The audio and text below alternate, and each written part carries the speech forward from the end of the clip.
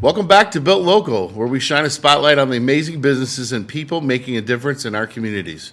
Tonight, we're excited to feature Homestead Gardens and Transport, a company that's built its reputation on hard work, reliability, and a passion for serving others. Whether it's creating beautiful landscapes, helping customers with transportation needs, or simply being a business that people can count on, Homestead Gardens and Transport is proving what it means to be built local.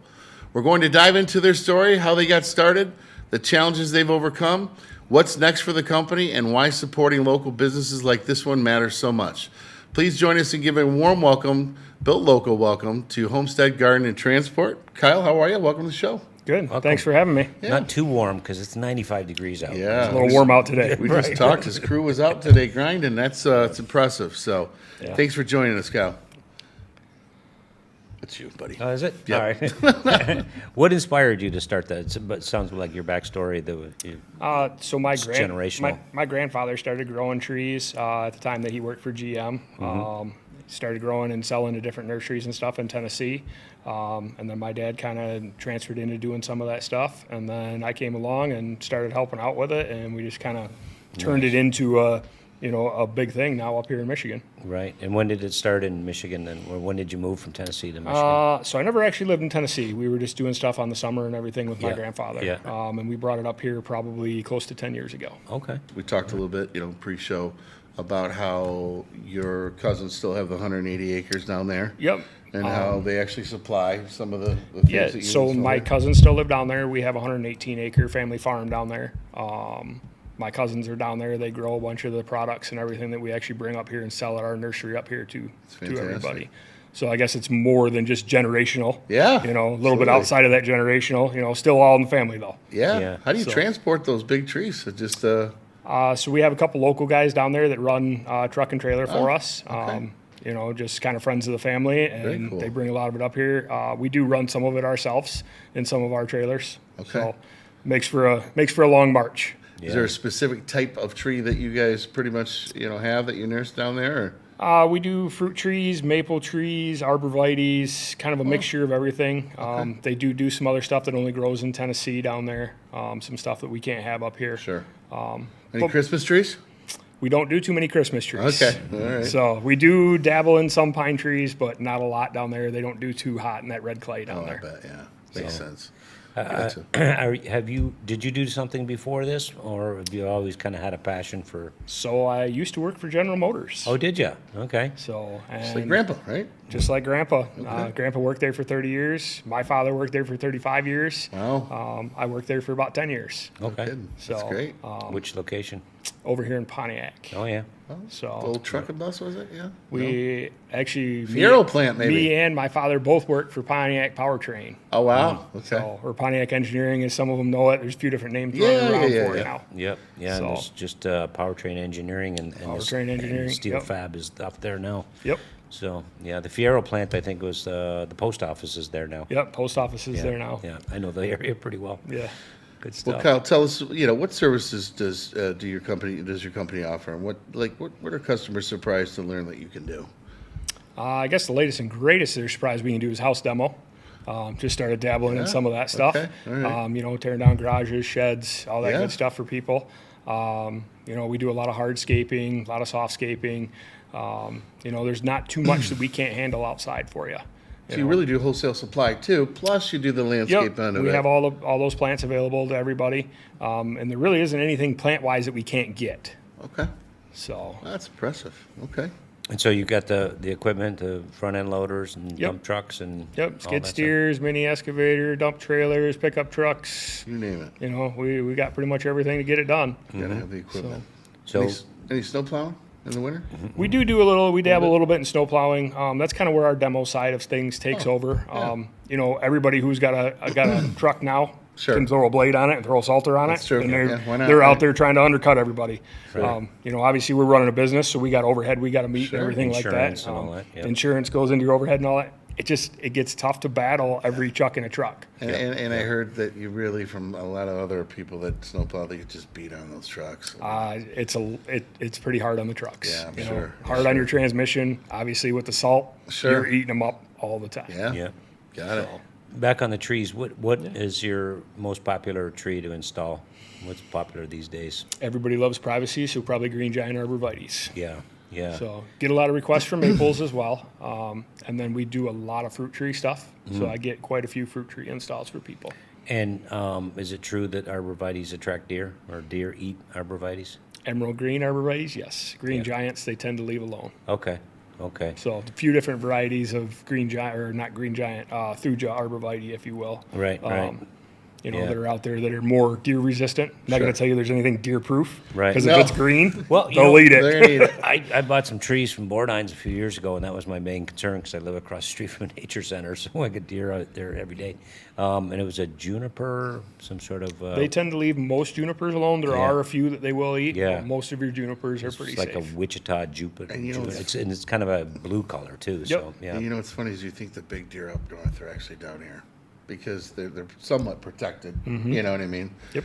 The big boys are. But, you know, as far as landscape projects, what would provide the biggest return on investment for like a homeowner? If you could say one thing, one way of dressing up the home to be more marketable and or get a better return, almost like what a contractor does to a kitchen or to a bathroom. As far as what your services provide, what would that maybe look like?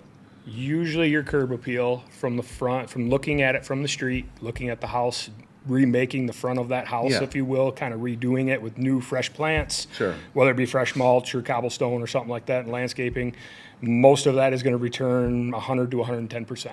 Really? Yeah. So And what do you think some of the most common mistakes are that people are making with their landscaping? probably Not doing it, first of all, right? It's not even so much not doing it. It's more of the people that they choose to help them out with it is what I find. Yeah. There's a lot of guys, just like I said with plowing, they're running around and hey, I can landscape your yard. I can throw out some dirt, throw on some grass seed, and stuff like that. And I'm not here to talk bad about anybody or Sure. anything, right? We can do the hardscape until it's looking like this. or it's- Yeah. I mean, it's when you pay somebody a little bit higher of a dollar figure for a project, you're looking to get that value out of Sure. it. You're looking to get that wow factor, that bang for your buck, if you will. Sure. So I tell people just be careful who you hire. Yeah. Yeah. Make sure they're Make sure they're insured and- reliable. Make sure they have insurance. Yeah. Make sure they're an actual registered business. Right. They're not just some. Hey, I found Fly this by the pickup seat truck of- and now I yeah. can haul dirt. There's a lot of them out there. A lot of them out there. So just be careful who you hire. It's funny you mention that because, in my world, I do insurance. Some of these contractors used to just come in and just get a cert, pay 1 month, and then you never see them again just to get paid on a project. So, Yep. Where I'm going with that is each homeowner should, even if they get that cert, it's Yeah. just a piece of paper until you call and verify that it's 100%. an active policy. So, 100%. that's a word to the wise. I see that quite often in my world. And you can always call the insurance provider at that point and make sure that That's they what I actually mean. have Yeah, that. that's You know what I mean? Yeah. So Yeah. No, it makes sense. Yep. What's one project you're especially proud of and why? Like if you can think of one project, you're like, wow, I did that, or we did that, or probably taking our projects from we were like the $5,000 to $10,000 guys for a few years there, and finally this year, maybe the end of last year, we really started branching out into those 20,000, maybe a little bit bigger projects. bigger ones. Yeah. The one that really stands out to mind this year would be the first rock wall that we built this year, boulder wall, if you will. It's about a $22,000 project, and it just turned out phenomenal. Sure. Everything worked the way that it was supposed to. Customers were over ecstatic about it, and told probably 27 different people on the street, who did it, showed them pictures, and Yeah. all So that those good stuff. referrals. Absolutely. Well, it's interesting. You Yep. you mentioned the rock wall. I have a client. I won't name names, but he owns a company, and he was building his own rock wall, and he didn't take into consideration the septic field and the weight Oh yeah. of the wall. Right. Wow. Collapse. And so he's like, "Which insurance do I use? Use my homeowners or my contractors?" I'm like, let me call that one. So you never know, but you don't think about that stuff, right? Right, And right. and yeah, so it unfortunately happened, but we got him covered. So Yeah. go ahead, Mark. So it's a family business? It is. And how many family members are working there? At the actual nursery here, my wife is out there part-time. Both my boys, who are 9 and 6, they're out there. They like coming around. They'll help pot trees, move trees, different stuff. You know, you're loading a truck or something. They want to be out there for with the next you. generation. Right. You know, they want to run the skid steer. They want to run the Mini X. They want to do anything they can do out there to help. That's fantastic. You know, my dad is semi-retired now, and he's still helping out where he wants to help out and stuff. And That's great. trying to take some of his time and go camping and different stuff like that. Sure. But, Yeah. you know, Any challenges with having that many family workers? well, as you know, with every family, everybody butts heads. Everybody has their own way to do something, you know, and everybody's right. You know, so I mean, it's one of those. Without battling that stuff, we get along pretty good. Good. You know, That's so- Stephanie's always right? Yes, dear. Yes. Where's the camera? Yes. Oh, so you know how important is educating your customers, especially living in a state like Michigan? They invest all this money for the beautification of their properties. You come in, you plant the trees, and we all know what frost is, and it's coming, right? Yep. How important is it to educate them so they can retain the investment that they put into their yard? Honestly, it's probably more important than doing the project right. Makes sense. To be honest with you, Yeah. you know, watering those trees and knowing how much to water them Sure. and when not to. You know, if you have mulch down, figuring out the watering for that. You know, and then kind of teaching them, hey, this is what you need to do if you have a retaining wall, Yeah. right? Hey, don't drive, you know, your 7,000-pound car right on top of the retaining wall so it doesn't collapse. And, Right. you know, different things, you know, Sure. along those lines. You know, so giving that education and care, if you will, for everything that we put down is probably just as important as doing the job right. Makes sense. Yeah. I saw we did a new bridge at the nature center, and I don't know who did the landscaping, but when they put the trees in, they put the bags underneath. It's some sort of auto watering. So those are like a 5-gallon auto water bag. Yeah. Most of them are 5-gallon. I believe they do make 15-gallon ones now. Basically, you fill it up with water, and it is a trickle system for the trees. You recommend that? So what I tell everybody to do is be real simple and use 5-gallon bucket, because you can do the same thing with a 5-gallon bucket that those fancy $100 water bags do. Oh, just drill holes in the bottom of the bucket. So you just drill one hole in the side of it. This is my old grandfather's trick, and and he'll tell you, if he was still alive, he'd tell you to this day, I've never works. lost a tree using that 5-gallon bucket trick. Is that right? So you drill a hole in the side of that bucket and fill it up once a day, and just point that so that it kind of trickles right out on the trunk of that tree. No kidding. See that That's- trick right there? That's worth the price of admission. Absolutely. This is why people watch this That's show. right. Some money-saving tips, guys. Pay attention. And keep in mind, you can find those 5-gallon buckets in the trash as you're driving down the road. Right. Everybody's throwing them out. It's true. Yeah. You can grab It's them and true. water your trees for Or the you go to first year. Firehouse Subs and buy them for $5. Yeah. You know, those, There you go. Or if you go to the Roundhouse and buy a lot of beer. There you go. Put-in Bay. Murray would No, know. it's a different story. Anyway. So, Kyle, what are your goals for Homestead Garden Transport over the next few years? Where do you see yourself, in 5 years as a company? Really, we'd like to be running a couple crews at that point. We have one main crew right now that we run, another half a crew that we run. We'd like to probably double the size of the nursery. Right now, we got about a half an acre or so worth of plants at the nursery. Double that in size, obviously build the revenue at that point, build up the Sure. crews, help more people. Makes So, sense. that was one of my main goals for getting into it, the thank yous and the smiles. Yeah. Right. Sure. Good stuff. That's, I think it's the wow factor from taking a dilapidated home or at least a property and hiring someone like you, and then by the time you're done, it's that, oh Yep. wow, I didn't know my house could look like this from Yeah. outside. That curb appeal, like you said, is huge. Are you seeing any trends? What do you think? everybody's modern and sleek nowadays. Yeah, Lots yeah. of blacks. Gray and Lots blue, of yeah. lots of those, I don't know what colors you want to, black, gray, white type Yeah. deals, real basic colors. A lot of large format, like when you're doing pavers and stuff like Sure. that. A lot of large format style pavers and everything, which is more that modern, sleek look, if you will. Yeah. And then obviously the ones that hold true all the time are the privacy ones, right? I want privacy and I want ease of maintenance. Yeah. Makes sense. So what is your mix, you would say, from your wholesale side to supplying, other landscape companies, let's say, to your hardscaping? What does that mix look like?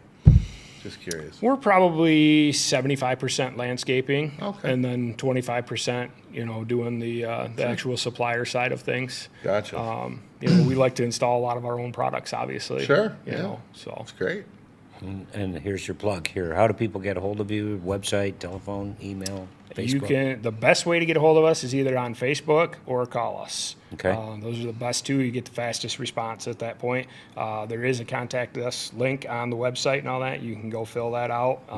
And either myself or my wife will contact you at that point. We'll get you set up, come out, take a look at everything for you. And so Facebook's really popular for it. And Facebook is really popular. A lot of people on that platform. And it's Homestead Gardens. Homestead Gardens and Transport. Okay. Fantastic. All right. So well, we wish you all the best, and thanks so much for joining the show. Yeah, And for sure. Thank you guys. we wish you continued success and Go for Generation 4. yeah, Generation 4. You're getting Gen them 4 going. is So we'll Gen see. 4. I mean, 9 years old. That's so impressive. You're doing it right. they're out there working, awesome. so we'll see how it continues. Perfect. So, All right. Well, that right. concludes our Thanks show, for coming. guys. Thanks for joining Thanks, us. guys. We'll see you on the next episode. Take care. Have a good night. Bye.